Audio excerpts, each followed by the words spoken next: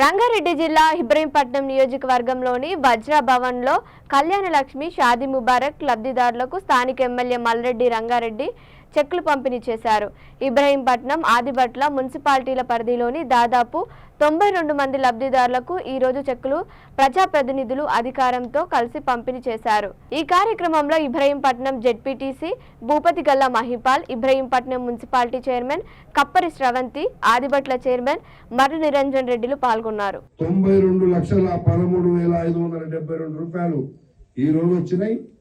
వచ్చే కళ్యాణ లక్ష్యంలో ఇంకా ఎంతమందికి ఉన్నా అప్పటి వరకు మేము తులం బంగారం ఇచ్చే కార్యక్రమాన్ని కూడా మొదలు పెట్టబోతున్నాం.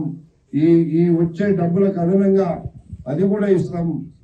అందుకే మీ అందరికీ ఒకటి చెప్తున్నా, గ్రామాలలో ఉండేటువంటి కష్టాలను ఎప్పటికప్పుడు అక్కడ ఉండే లోకల్ గా ఉండే ప్రజాప్రతినిధులు ఉంటారు, లేకపోతే లోకల్ గా ఉండే అధికార యంత్రాంగం ఉంటది. మీకు అవన్నీ జరగనప్పుడే ఇంత దూరం వచ్చి మీరు చెప్పండి. అక్కడ జరిగితే అధికార యంత్రాంగాన్ని నేను గ్రామానికి సెక్రటరీలతో పాటు అందరినీ, అన్ని డిపార్ట్మెంట్లను గ్రామాలలో వారానికి ఒక్కసారి ప్రతి ఒక్క ప్రాబ్లాన్ని సాల్వ్ చేయడానికి వాళ్ళని కూడా మీ దగ్గర పంపించేటువంటి కార్యక్రమాన్ని చేయబోతున్నా.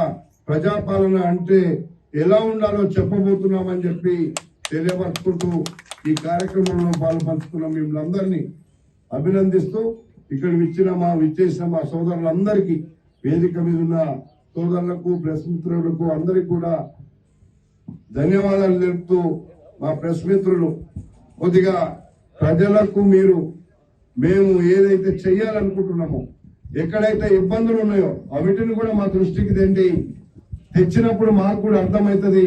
దాన్ని వెంటనే మీ ప్రజలకు అందించడానికి అవకాశం ఉంటుందని చెప్పి గతంలో ఎక్కడ ఏ చిన్న సమస్య ఉన్నా పత్రికలలో వచ్చేది.